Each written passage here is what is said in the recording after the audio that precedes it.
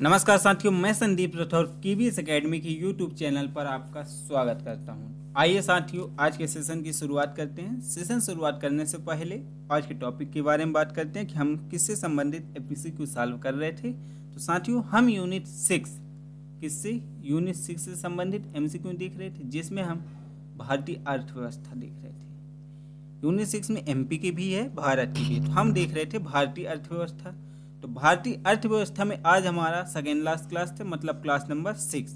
Class number 6 में हम देखेंगे वित्तीय संस्थाएं, जिसके पार्ट 1 के बारे में देखेंगे। तो आइए शुरुआत करते हैं आज के सेशन की इसी के साथ। तो साथियों, ये रहा आज का आपका पहला प्रश्न। पहला प्रश्न, इंपीरियल बैंक ऑफ इंडिया की स्थापना कब हुई थी? इंपीरियल बैंक ऑफ इंडिया की स्थापना कब हुई थी साथियों? तो बताइए आप, कब हुई थी? पहला 1981 में, दूसरा 1894 में, तीसरा 1921 में, चौथा 1806 में। कब हुई थी इंपीरियल बैंक ऑफ इंडिया की स्थापना साथियों? तो साथियों जल्दी से कमेंट कीजिए कब हुई थी। तो साथियों, इंपीरियल बैंक ऑफ इंडिया की स्थापना सन 1921 में हुई थी। कब हुई थी? सन 1921 में। 1921 में दोस्तों ये 3 प्रेसिडेंसी बैंक को मिलाकर की थी। कितने?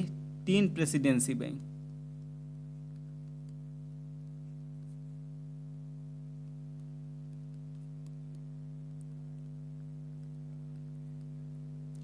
तीन प्रेसिडेंसी बैंक कौन कौन है साथियों? तो ये देख लीजिए। पहला बैंक ऑफ बॉम्बे,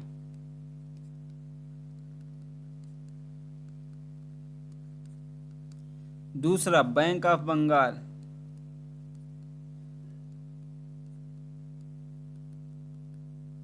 और तीसरा साथियों बैंक ऑफ मद्रास।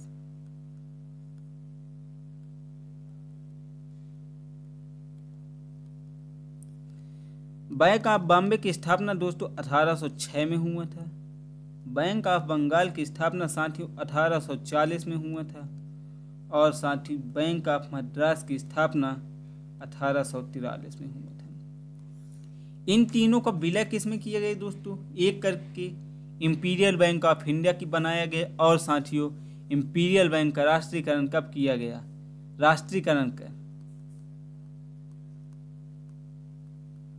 राष्ट्रीयकरण करके 1 जुलाई 1955 को SBI का गठन। किसका? SBI मतलब Bharat state bank of India. State bank of India का गठन किया गया। इतना देख लिए कि इंपीरियल बैंक कब आया? 1981 में। ठीक है। 1881 में क्या हुआ दोस्तों? 1881 में अवध कमर्शियल बैंक।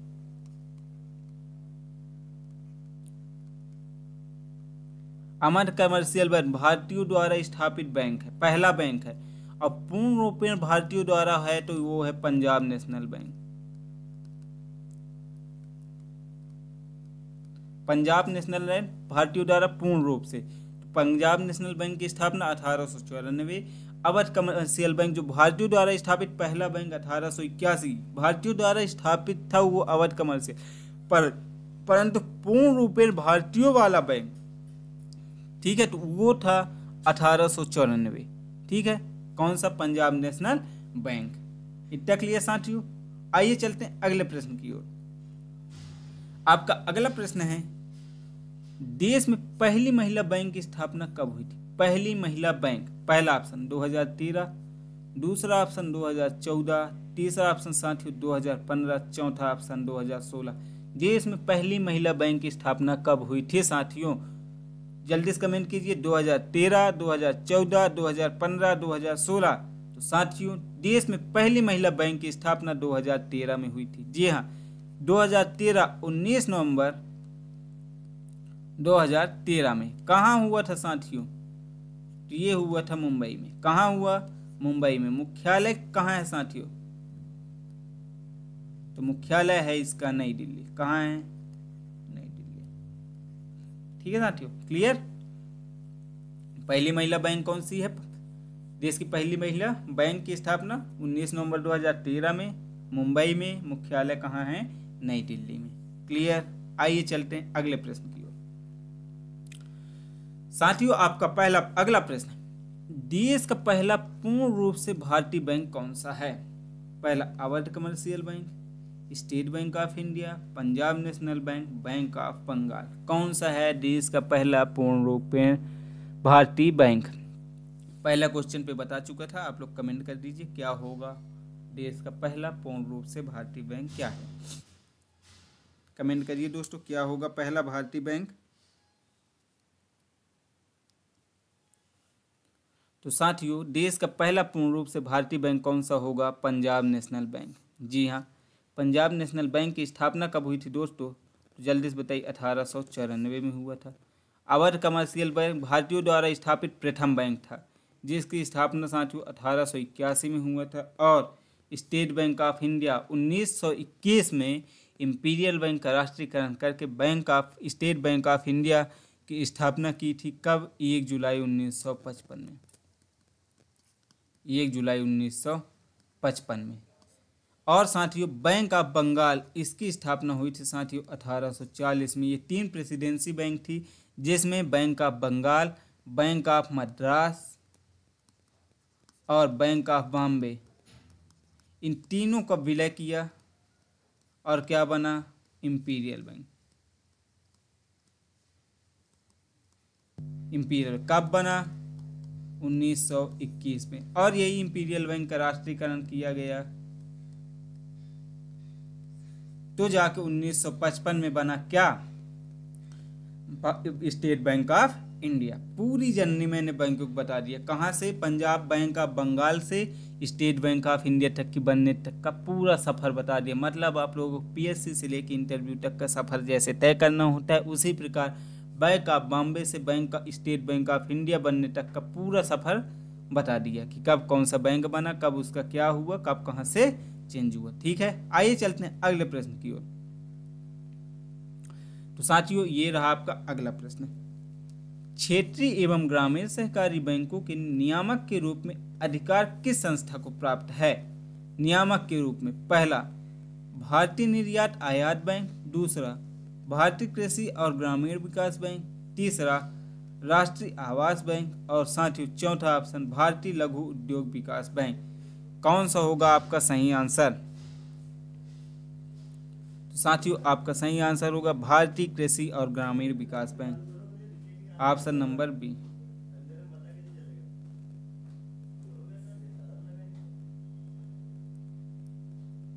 क्या होगा? ऑप्शन नंबर बी भारतीय एवं कृषि विकास बैंक। ठीक है साथियों, अगले प्रश्न की ओर चलते हैं।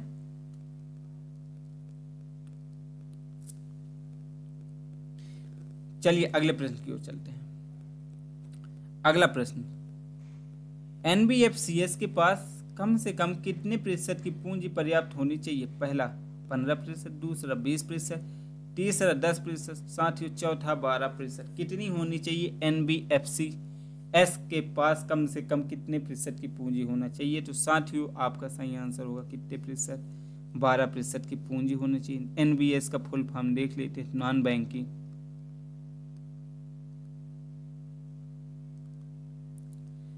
बैंकिंग फाइनेंशियल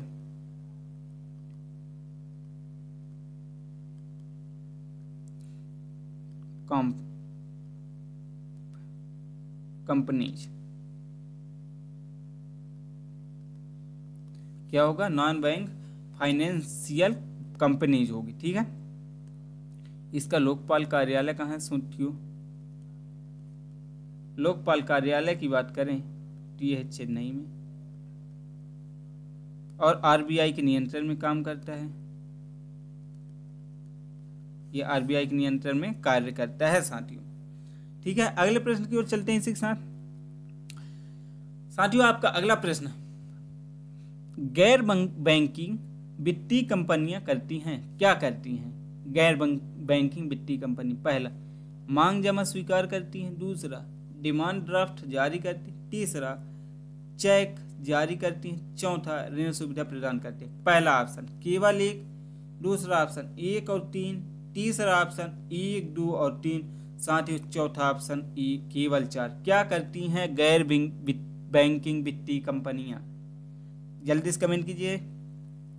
आइए देखते हैं साथियों क्या करते हैं ये बैंक। तो आइए देखते हैं, ये मांग जमा स्वीकार करती हैं, तो दोस्तों ये गलत है, मांग जमा स्वीकार नहीं करती हैं। यह डिमांड ड्राफ्ट जारी करती हैं, तो साथियों डिमांड ड्राफ्ट भी जारी नहीं करती हैं। तीसरा देखते हैं, चेक जारी करती है, तो साथियों चेक जारी भी नहीं करता। यह केवल ऋण सुविधा प्रदान करता है। मतलब option number D is the correct answer, मतलब केवल 4 ही आपका सही होगा। ठीक है साथियों, अगले प्रश्न की ओर चलते हैं। आपका अगला प्रश्न है, भारतीय लघु उद्योग विकास बैंक सीडीबी की स्थापना कब हुई थी? पहला ऑप्शन अप्रैल 1990, दूसरा ऑप्शन जनवरी 1990, तीसरा ऑप्शन अगस्त 1995 और साथियों चौथा ऑप्शन मई 2005। सीडीबी की स्थापना कब हुई थी साथियों?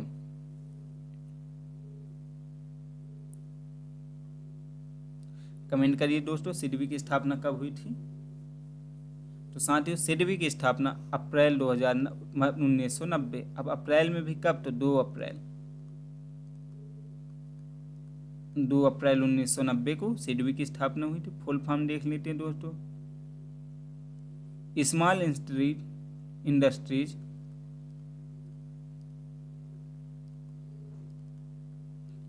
इंडस्ट्रीज डेवलपमेंट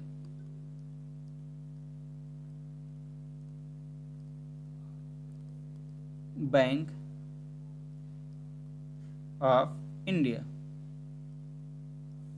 क्या है? Small industries development bank of India, ये सीडीबी का फुल फॉर्म है। स्थापना कब हुआ? 2 अप्रैल 1990 को हुआ साथियों। मुख्यालय की बात करते हैं, मुख्यालय की बात किया जाए तो मुख्यालय है इसका लखनऊ। मुख्यालय कहाँ है साथियों? लखनऊ है। इसकी स्थापना का उद्देश्य क्या था साथियों? उद्देश्य की बात करें तो उद्योगों की स्थापना,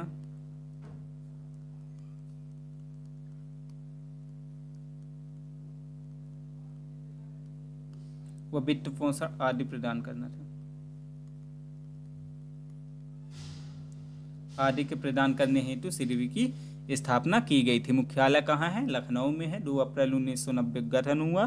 फुल फॉर्म है small industries development bank of India, मतलब भारतीय लघु उद्योग विकास बैंक। अगले प्रश्न की ओर चलते हैं इसी के साथ। आइए आपका अगला प्रश्न है, राष्ट्रीय आवास बैंक एनएचबी का मुख्यालय कहाँ है? पहला मुंबई, दूसरा कोलकाता, तीसरा ऑप्शन है चेन्नई और साथियों चौथा ऑप्शन है दिल्ली। राष्ट्रीय आवास बैंक एनएचबी का मुख्यालय कहाँ है?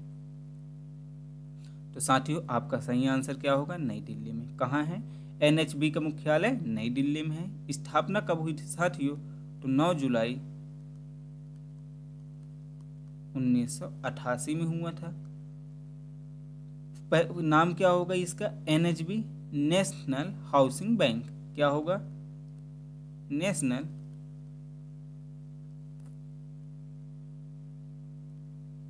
Housing bank. इसका फुल फॉर्म है नेशनल हाउसिंग बैंक है। ये दोस्तों क्या है? ये आरबीआई की सहायक संस्था के रूप में कार्य करती है। आरबीआई की सहायक संस्था के रूप में कार्य करता है। स्थापना कब हुआ? 9 जुलाई 1988 को हुआ। ठीक है, क्लियर है? आगे चलें, तो चलिए चलते हैं आगे। आइए आपका अगला प्रश्न है, भारतीय निर्यात आयात बैंक की स्थापना कब हुई थी? भारतीय निर्यात आयात बैंक की स्थापना पहला 1976, दूसरा 1989, तीसरा 1982 और चौथा 1986। भारतीय निर्यात आयात बैंक की स्थापना कब हुई थी साथियों? तो जल्दी से कमेंट कीजिए, भारतीय आयात निर्यात बैंक की स्थापना कब हुई थी? तो आइए देखते हैं। तो साथियों भारतीय आयात निर्यात बैंक की स्थापना 1982 में हुई थी। कब हुई थी? 1982 में। कब? तो देखते हैं 1 जनवरी 1982 को। मुख्यालय की बात करते हैं तो साथियों इसका मुख्यालय है मुंबई में। कहाँ है? ज़्यादातर बैंकों का मुख्यालय साथियों मुंबई में ही है। ठीक है, यदि आपसे नहीं बन रहा हो या फिर आप भूल गए हों कि किस बैंक का कुछ है, तो आपको मान लो जो कुछ भी याद नहीं आ रहा, तो आप क्या लगाना, मुंबई, ज़्यादातर आपका आंसर सही होने का रहेगा। उद्देश्य क्या है, तो निर्यातक एवं आयातकों को, लिखा ही है निर्यात एवं आयात, तो निर्यातकों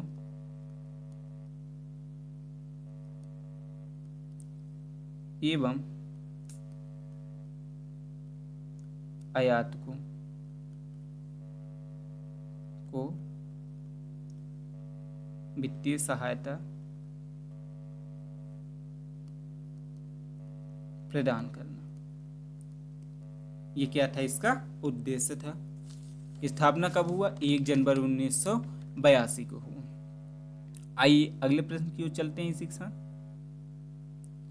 आपका अगला प्रश्न है, किस अधिनियम के तहत नाबार्ड को क्षेत्रीय ग्रामीण बैंकों और सहकारी बैंकों के निरीक्षण की शक्ति दी प्राप्त है?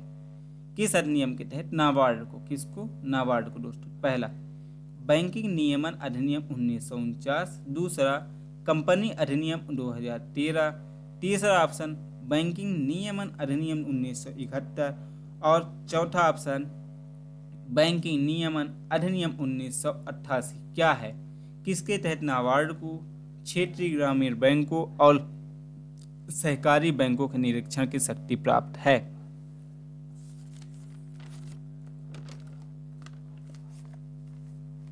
बताइए साथियों, क्या होगा सही आंसर?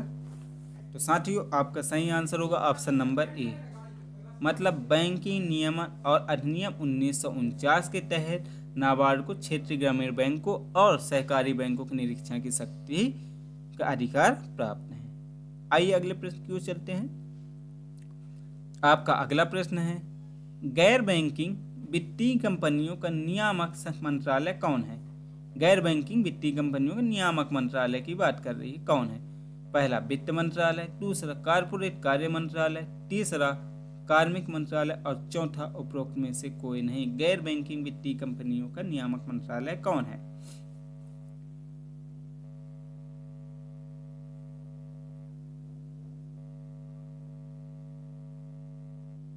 तो साथियों आपका सही आंसर होगा कारपोरेट कार्य मंत्रालय। क्या होगा? कारपोरेट कार्य मंत्रालय क्या करता है? गैर वित्तीय बैंकिंग वित्तीय कंपनियों का नियामक मंत्रालय के रूप में कार्य करता है। अगले प्रश्न की ओर चलते हैं साथियों, ये रहा आपका अगला प्रश्न। वित्तीय क्षेत्र के मूल्यांकन समिति community on financial security assessment की सह अध्यक्षता किसके द्वारा की जाती है? पहला आरबीआई के गवर्नर और भारत के वित्त मंत्री द्वारा, आरबीआई के डिप्टी गवर्नर और भारत सरकार के वित्त सचिव, तीसरा आरबीआई के गवर्नर और डिप्टी गवर्नर द्वारा, चौथा भारत के प्रधानमंत्री और रिजर्व बैंक ऑफ इंडिया के गवर्नर द्वारा।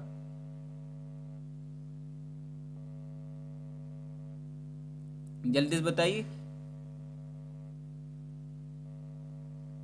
वित्तीय क्षेत्र के मूल्यांकन समिति community on financial sector assessment की सह अध्यक्षता किसके द्वारा की जाती है? तो साथियों ये आरबीआई के डिप्टी गवर्नर और भारत सरकार के वित्त सचिव द्वारा की जाती है। डिप्टी गवर्नर और भारत सरकार के वित्त सचिव के द्वारा की जाती है। अगले प्रश्न की ओर चलते हैं। अगला प्रश्न है, बैंक दर से अभिप्राय उस ब्याज दर से है जो बैंक दर से, क्या है बैंक दर? पहला बैंकों द्वारा जमाकर्ताओं को दी जाती है, बैंकों द्वारा ऋण लेने वाले से ली जाती है, अंतर बैंकी ऋणों पर ली जाती है, या फिर भारतीय रिजर्व बैंक द्वारा व्यापारिक बैंकों को दिए जाने वाले ऋणों पर ली जाती है। क्या होती है? एक होती है बैंक दर, एक होता है रेपो दर और होता है रिवर्स रेपो दर। तो दोस्तों बैंक दर होता है ये दीर्घकालीन ऋण दिया जाता है। रेपो दर इसमें अल्पकालिक, इसमें आरबीआई अन्य बैंकों को जो ऋण देती है जिस दर पर उसे रेपो रेट कहते हैं, और रिवर्स रेपो रेट अन्य बैंक से आरबीआई एक रात या अल्प समय के लिए जो ऋण जिस दर पर ब्याज पैसा लेती है उसे क्या कहते हैं, रिवर्स रेपो रेट।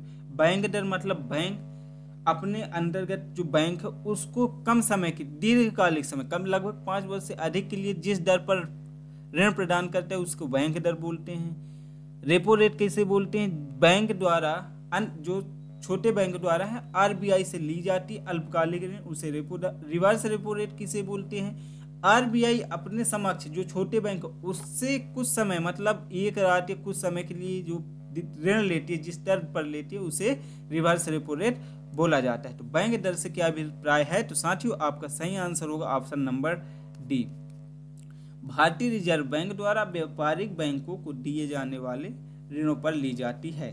ठीक है, अगले प्रश्न की ओर चलते हैं। साथियों आपका अगला प्रश्न है, निम्नलिखित में से कौन से मामलों में भारतीय रिजर्व बैंक वाणिज्यिक बैंकों को नियंत्रण करता है। निम्नलिखित में से कौन से मामले में भारतीय रिजर्व बैंक वाणिज्यिक बैंकों को नियंत्रित करता है। पहला शाखा विस्तार में, दूसरा बैंकों का विलय में, तीसरा बैंकों के समापन में, चौथा परिसंपत्तियों की तरलता में। पहला नीचे क्या दिया, नीचे दिए गए कूट का प्रयोग कर सही उत्तर चुनिए। पहला 1 और 2, दूसरा ऑप्शन 2 3 4, तीसरा ऑप्शन 1 2 3 और 4, चौथा ऑप्शन केवल 1 2 और 3। क्या होगा साथियों आपका सही आंसर, जल्दी से बताइए कि निम्नलिखित में से कौन से मामलों में भारतीय रिजर्व बैंक वाणिज्यिक बैंकों को नियंत्रित करता है। पहला शाखा विस्तार, दूसरा बैंकों का विलय, तीसरा बैंकों का समापन, चौथा परिसंपत्तियों का तरलता। क्या होगा आपका सही आंसर, कमेंट करिए।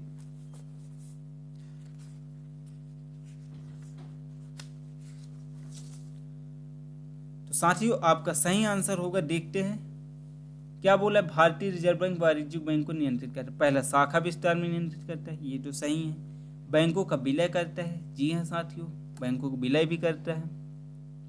बैंकों को समापन, जी हाँ जो अधिक कर्जदार होते उनको समाप्त भी करते थे। परिसंपत्तियों की तरलता, संपत्तियों में तरलता भी करती है। मतलब चारों ऑप्शन किस पे है, तो साथियों ऑप्शन नंबर सी 1 2 3 4, मतलब option number C is the correct answer. ठीक है, अगले प्रश्न की ओर चलते हैं।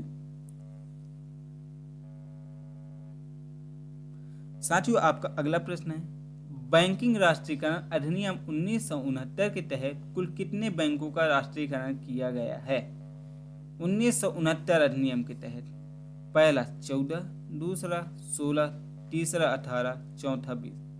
कमेंट करिए कितने बैंकों का राष्ट्रीयकरण किया जा चुका है साथियों। आइए देखते हैं साथियों, अभी तक कुल 20 बैंकों का राष्ट्रीयकरण किया गया है।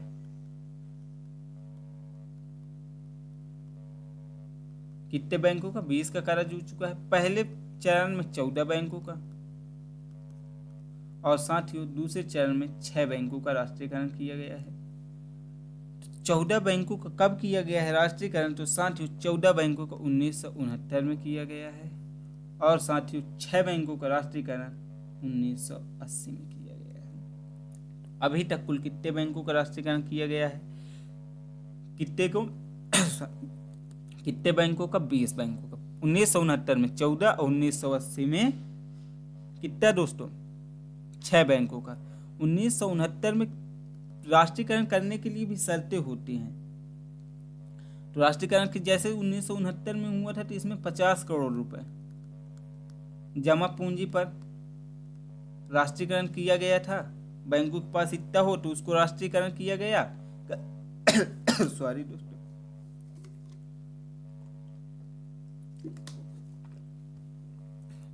कब, 1969 में जब 50,000 करोड़ बैंक के पास थे तब उसको 50 करोड़ जब बैंक के पास थे तो तब उसका राष्ट्रीयकरण 1969 में किया। परंतु यह मॉडल 1980 तक चेंज हो गया। 1980 में जब राष्ट्रीयकरण किया गया तो उस समय बैंक के पास कितने रुपए होने चाहिए थे? 2 करोड़ रुपए। कितने होने चाहिए? 2 करोड़ रुपए। तो आपका यहाँ पे पूछा गया है बैंकिंग राष्ट्रीयकरण अधिनियम 1969 के तहत कितने बैंकों, तो 1969 के तहत कितने बैंकों के साथ? 14 बैंक। कितने का? 14 बैंक। मतलब option number A is the correct answer. ठीक है, अगला प्रश्न की ओर चलते हैं। आपका अगला प्रश्न है निम्नलिखित कथनों पर विचार कीजिए। पहला कथन, केंद्र सरकार द्वारा आरबीआई के गवर्नर की नियुक्ति की जाती है।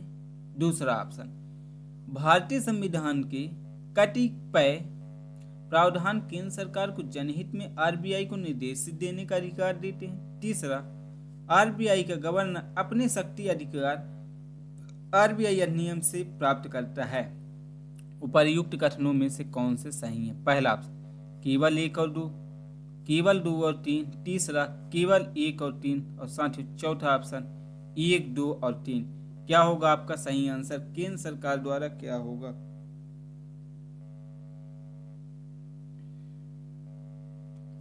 जल्दी से बताइए साथियों, क्या होगा आपका सही आंसर? आइए देखते हैं क्या होगा। तो देखते हैं दोस्तों, केंद्र सरकार द्वारा आरबीआई के गवर्नर की नियुक्ति की जाती है, ये तो 100% सही है। दूसरा, भारतीय संविधान के कतिपय प्रावधान में केंद्र सरकार जनहित में आरबीआई को निर्देश देने का अधिकार है, तो दोस्तों गलत है। आरबीआई, भारतीय संविधान में आरबीआई को उल्लेख नहीं है, क्योंकि आरबीआई किसके तहत आया था? अधिनियम के तहत आया था।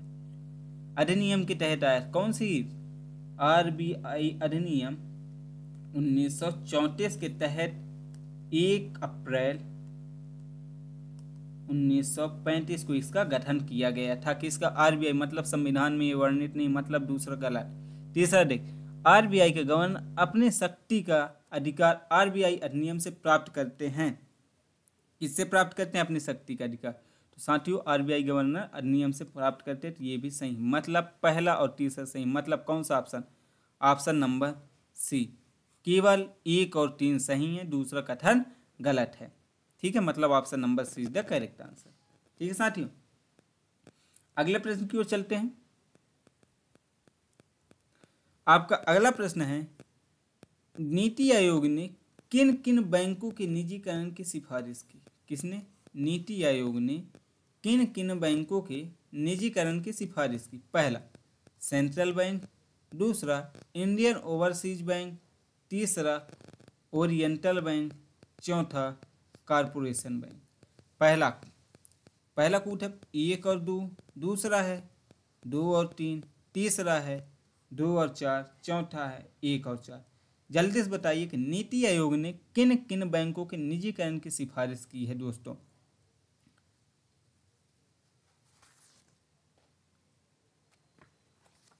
आइए देखते हैं। तो दोस्तों नीति आयोग ने सेंट्रल बैंक और इंडियन ओवरसीज बैंक, किसका? सेंट्रल बैंक और इंडियन ओवरसीज बैंकों के निजीकरण की सिफारिश की है। तो पहला और कौन सा ऑप्शन हो? ऑप्शन नंबर ए, 1 और 2 इज द करेक्ट आंसर। पहला और दूसरा सही है। ठीक है दोस्तों, अगले प्रश्न की ओर चलते हैं। आपका अगला प्रश्न है निम्न में से कौन सी संस्था राष्ट्रीय स्टॉक एक्सचेंज एनएसई कोई प्रयोजक नहीं है? एनएसई की प्रयोजक नहीं है। पहला आईडीबीआई बैंक, दूसरा एलआईसी जीवन बीमा निगम, तीसरा जीआईसी सामान्य बीमा निगम और चौथा आईसीआईसीआई बैंक। क्या होगा आपका सही आंसर दोस्तों? जल्दी से कमेंट करके बताइए कि कौन सी राष्ट्रीय स्टॉक एक्सचेंज की प्रयोजक नहीं है।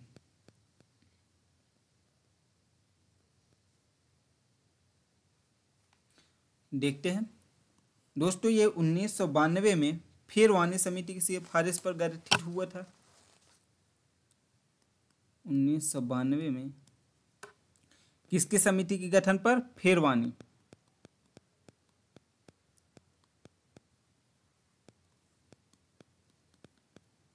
फेरवानी समिति पर गठन हुआ। ठीक है, इसमें क्या क्या थे? प्रयोजक में क्या क्या शामिल थे? आईडीबीआई, दूसरा हुआ था एलआईसी और तीसरा दोस्तों GIC, ये सब इसमें शामिल थे। तो क्या बोला, प्रयोजक में शामिल नहीं है। क्या शामिल नहीं है, ICICI बैंक इसके प्रयोजक में शामिल नहीं है। अगले प्रश्न की ओर चलते हैं साथियों। आपका अगला प्रश्न है, यूनो एक ऐप किस वाणिज्यिक बैंक का डिजिटल प्लेटफॉर्म है। यूनो किस वाणिज्यिक बैंक का डिजिटल प्लेटफॉर्म है साथियों। पहला बैंक ऑफ इंडिया, दूसरा स्टेट बैंक ऑफ इंडिया, तीसरा बैंक ऑफ बड़ौदा, चौथा central bank of India. YONO किस बैंक का वाणिज्यिक बैंक का डिजिटल ऐप है, कमेंट करिए दोस्तों। तो आइए देखते हैं। यूनो फुल फॉर्म पहले देख लो। यूनो फुल फॉर्म होगा दोस्तों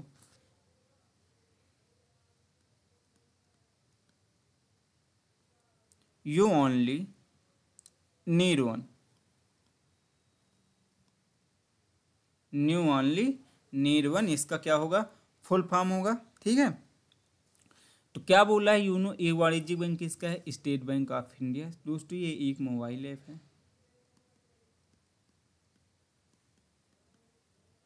इसमें लोग अपने मोबाइल के माध्यम से पूरी जानकारी स्टेट बैंक ऑफ इंडिया की प्राप्त कर सकते हैं। ठीक है, किसकी, स्टेट बैंक ऑफ इंडिया की जानकारी किससे, मोबाइल से प्राप्त कर सकते हैं। स्टेट बैंक ऑफ इंडिया की स्थापना कब हुई थी साथियों, 1955 में। किसके तहत हुई थी, इंपीरियल बैंक, जो 1921 के इंपीरियल बैंक था। इसका राष्ट्रीयकरण 1955 में किया गया, जिसके तहत स्टेट बैंक ऑफ इंडिया की स्थापना हुई थी। भारत में वर्तमान में सबसे बड़ा बैंक है। RBI के बाद दूसरा, मतलब सबसे बड़ा निजी बैंक कौन सा है, स्टेट बैंक ऑफ इंडिया। वाणिज्यिक बैंक में सबसे बड़ा स्टेट बैंक ऑफ इंडिया है। ठीक है दोस्तों, अगले प्रश्न की ओर चलते हैं। आपका अगला प्रश्न है साथियों, भारतीय रिजर्व बैंक ऑफ में कितने लोकपाल होते हैं। भारतीय रिजर्व बैंक में कितने लोकपाल होते हैं, जल्दी से बताइए कितने लोकपाल होते हैं।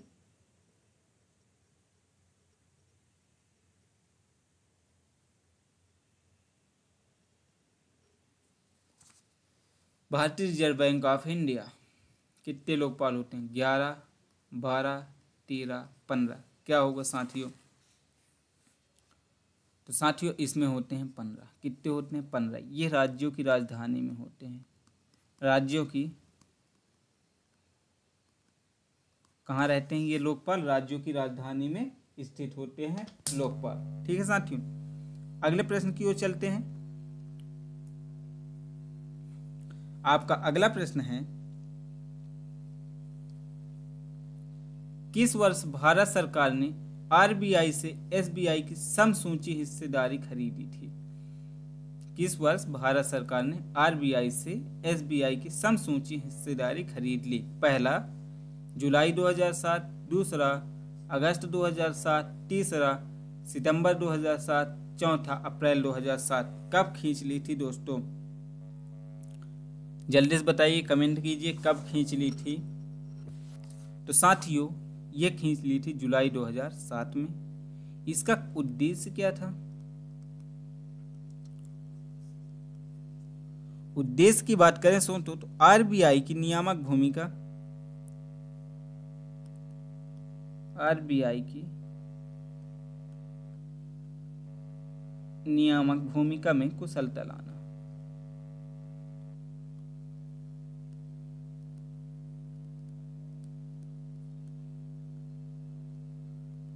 कुशलता लाना क्या था, इसका उद्देश्य था। अगले प्रश्न की ओर चलते हैं। भारतीय रिजर्व बैंक का मुख्यालय कोलकाता से मुंबई, जी हाँ कोलकाता से मुंबई किस वर्ष स्थानांतरित किया गया। पहला ऑप्शन 1935, दूसरा ऑप्शन 1936, तीसरा ऑप्शन 1937 और चौथा ऑप्शन 1949। जल्दी से बताइए दोस्तों कि भारतीय रिजर्व बैंक का मुख्यालय कोलकाता से दिल्ली किस वर्ष स्थानांतरित किया गया था। तो आइए देखते हैं साथियों। तो कोलकाता से दिल्ली स्थानांतरित साथियों 1937 में किया गया था। कब किया गया था, 1937 में। रिजर्व बैंक का गठन कब हुआ, तो साथियों इसका RBI अधिनियम 1934 के तहत 1 अप्रैल 1935 में इसका गठन हुआ था। साथियों 1949 में इसका राष्ट्रीयकरण हुआ। क्या हुआ? राष्ट्रीयकरण हुआ। इसका लेखांकन वर्तमान में है साथियों 1 अप्रैल 1 अप्रैल से 31 मार्च। कब से? 1 अप्रैल से 31 मार्च ये लेखांकन है। इससे पहले क्या था दोस्तों? तो जुलाई से जून। कब था? 1940 से। और इससे पहले था जनवरी टू दिसंबर। जनवरी से दिसंबर कब था? जब बैंक आरबीआई चालू हुआ तब लेखांकन जनवरी से दिसंबर था। 1940 से जुलाई से जून हुआ और वर्तमान में है साथियों इसका लेखांकन 1 अप्रैल से 31 मार्च है। ठीक है। राजधानी मुख्यालय परिवर्तन कब हुआ? तो कोलकाता से मुंबई कब हुआ? 1971 में। और साथियों मुख्यालय कहाँ है तो पता है। वर्तमान में इसके वो क्या है दोस्तों, क्या बोलते हैं, वर्तमान में आरबीआई के गवर्नर कौन है? ये तो जरूरी है ना। वर्तमान में गवर्नर हैं तो संजय मल्होत्रा। कौन है? संजय मल्होत्रा।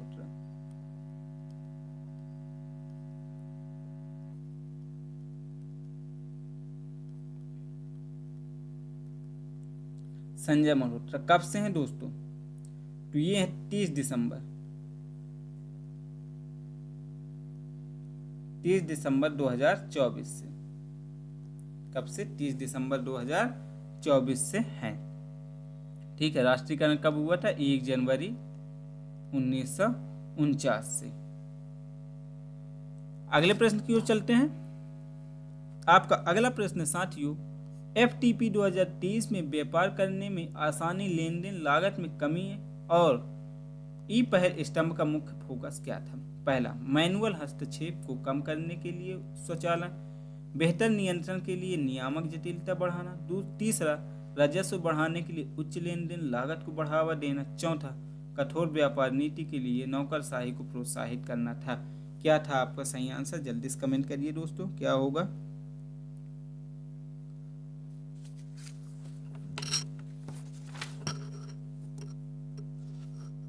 तो साथियों आपका सही आंसर होगा मैनुअल हस्तक्षेप को कम करने के लिए स्वचालन। क्या? मैनुअल हस्तक्षेप को कम करने के लिए स्वचालन। अगले प्रश्न की ओर चलते हैं। आपका अगला प्रश्न है, आरबीआई द्वारा किस वर्ष से नोट जारी करने के लिए न्यूनतम आरक्षित पद्धति MRS का प्रयोग किया जाता है? मतलब किया जा रहा है किसमें? न्यूनतम आरक्षित पद्धति के लिए।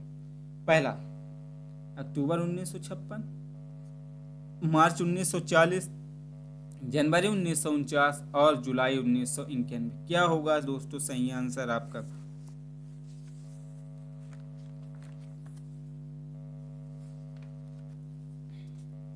तो दोस्तों आपका सही आंसर होगा अक्टूबर 1956 से। कब से? अक्टूबर 1956 से।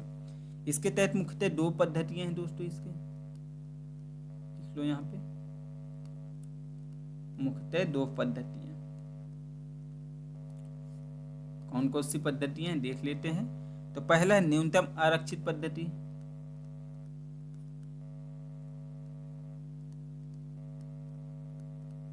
क्या है? पहला न्यूनतम आरक्षित पद्धति। और साथियों दूसरा है अनुपातिक आरक्षित पद्धति। अनुपातिक आरक्षित पद्धति।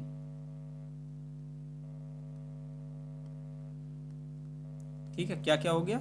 न्यूनतम आरक्षित पद्धति और दूसरा है अनुपातिक आरक्षित पद्धति। ठीक है। आइए चलते हैं अगले प्रश्न की ओर। आपका अगला प्रश्न दोस्तों, छाया बैंक के नाम से जाना जाता है। छाया बैंक के नाम से किसे जाना जाता है? पहला, अनुसूचित वाणिज्यिक बैंक, दूसरा, गैर बैंकिंग वित्तीय कंपनी, तीसरा, लघु बैंक और चौथा, क्षेत्रीय ग्रामीण बैंक।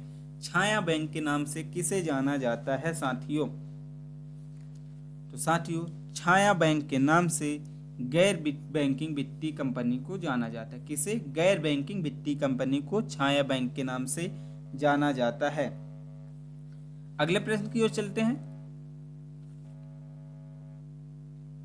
साथियों, आपका अगला प्रश्न है, निम्नलिखित में से असत्य कथन का चयन कीजिए। असत्य कथन का पहला है, G20 विश्व जनसंख्या का लगभग 2/3 मतलब 65% भाग का प्रतिनिधित्व करता है। दूसरा है, G20 का स्थायी अतिथि देश स्पेन है। तीसरा, भारत की अध्यक्षता 2023 के दौरान ट्रोइका मलेशिया, भारत और ब्राजील शामिल थे।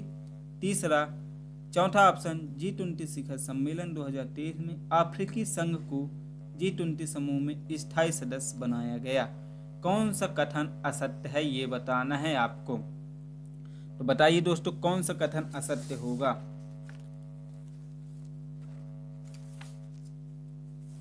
जल्दी से बताइए, निम्नलिखित में से कौन सा कथन असत्य है। आइए देखते हैं क्या बोला है। G20 विश्व जनसंख्या का लगभग 2/3 भाग प्रतिनिधित्व करता है। ये तो सही है दोस्तों, बिल्कुल 100%। दूसरा, G20 स्थायी अतिथि देश स्पेन है। स्थायी अतिथि देश ये भी स्पेन है, ये भी सही है। तीसरा, भारत की अध्यक्षता 2023 के दौरान ट्रोइका में मलेशिया, गलत दोस्तों, मलेशिया नहीं, इंडोनेशिया। ट्रोइका में इंडोनेशिया, भारत और ब्राजील, ट्रोकिया में इंडोनेशिया, भारत और ब्राजील शामिल थे। मतलब option number C is the गलत, मतलब ऑप्शन नंबर सी आपका सही है। मतलब ऑप्शन नंबर सी आपका असत्य कथन है, क्योंकि मलेशिया नहीं, क्या होगा, इंडोनेशिया। अब चौथा देखने की जरूरत नहीं है, देख भी लो। तो क्या है, G20 शिखर सम्मेलन 2023 में अफ्रीकी संघ को G20 समूह का स्थायी सदस्य बनाया गया। ठीक है, अगले प्रश्न की ओर चलते हैं। आपका अगला प्रश्न है, केंद्रीय बैंक के नियमन और पर्यवेक्षक के सुधार हेतु RBI ने किस नाम के रूप से तैयार किया, रूपरेखा तैयार की। किस नाम से रूपरेखा तैयार की? उत्कर्ष 2022। दूसरा, प्रगति 2022। तीसरा, उन्नति 2021। चौथा, सुधार 2022। केंद्रीय बैंक ने नियमन और पर्यवेक्षक में सुधार हेतु RBI ने किस नाम से रूपरेखा तैयार किया है साथियों, जल्दी से बताइए। साथियों, क्या होगा आपका सही आंसर? तो साथियों, रूपरेखा उत्कर्ष 2022 के नाम से तैयार किया। किसके नाम से? उत्कर्ष 2022 के नाम से रूपरेखा तैयार किया गया है। अगला प्रश्न है आपका साथियों, बैंकिंग लोकपाल योजना का प्रारंभ कब की गई थी? किसका? बैंकिंग लोकपाल योजना का कब प्रारंभ की गई? पहला, 14 जून 1994।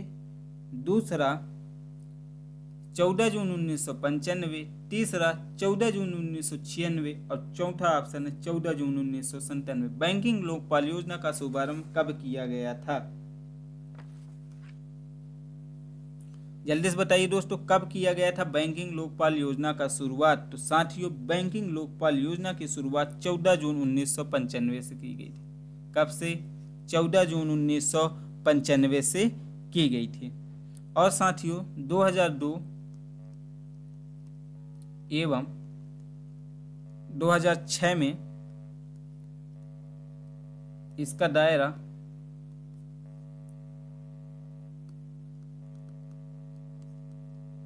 बढ़ाया गया। यह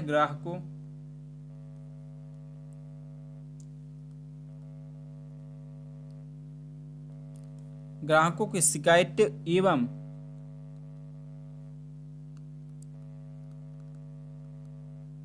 समस्याओं को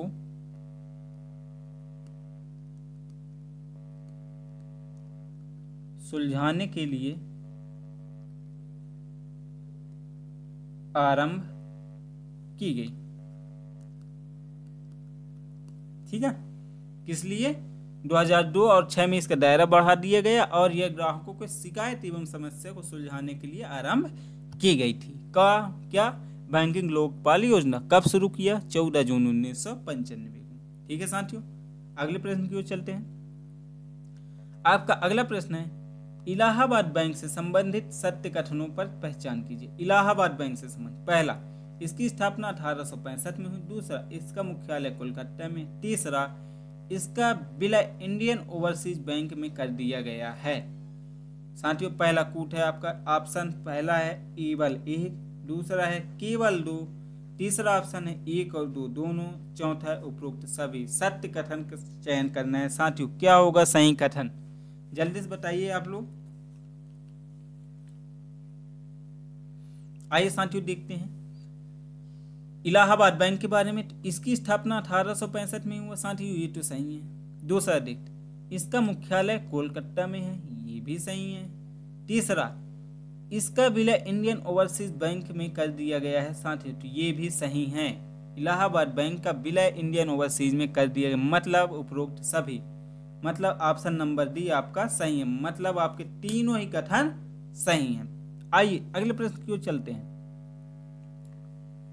तो साथियों, ये रहा आज का सेशन। ये सेशन आज का यहीं पे समाप्त होता है। आपको हमारे ये प्रयास कैसा लगा, कमेंट बॉक्स में अपना कमेंट करके अपना फीडबैक जरूर दें। और इस सेशन से संबंधित पीडीएफ प्राप्त करने के लिए आप हमारे टेलीग्राम चैनल को ज्वाइन कर सकते हैं। और साथियों, जिसकी हमारे साथ जुड़े रहने के लिए आप लोगों का बहुत बहुत